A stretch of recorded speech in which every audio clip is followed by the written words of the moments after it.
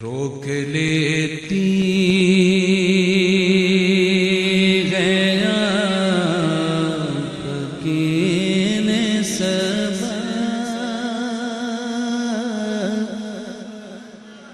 تیر جتنے بھی ہم پہ۔ بسم اللہ الرحمن الرحیم۔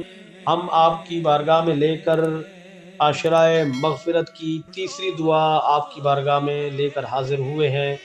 امید کرتے ہیں آپ دیگر وظائف کی طرح اس کو بھی انشاءاللہ ذوق و شوق کے ساتھ دیکھیں گے اور اس پر عمل کریں گے اور اپنے لیے اور ہمارے لیے بخشش کا سامنا کریں گے۔ ہم نے کرنا یہ ہے کہ اس دعا کو بھی اس کے ساتھ ملا لینا ہے۔ جب بھی ہمیں فرصت ملے اس عشرۂ مغفرت کے اندر تو ہم نے اس دعا کو پڑھنا ہے۔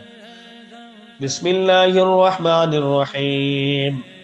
ربنا ظلمنا انفسنا وان لم تغفر لنا وترحمنا لنكونن من الخاسرین۔ یہ محترم سامعین حضرت آدم علیہ السلام کی مانگی ہوئی دعا ہے، اور یقیناً جو دعا نبی مانگتا ہے علماء لکھتے ہیں، محدثین لکھتے ہیں کہ وہ دعا رد نہیں ہوتی، وہ دعا قبولیت کے درجوں کو پہنچ جاتی ہے۔ لہذا اس دعا کو عاشرۂ مغفرت کے اندر پڑھیں اور اپنی بخشش کا سامان کریں۔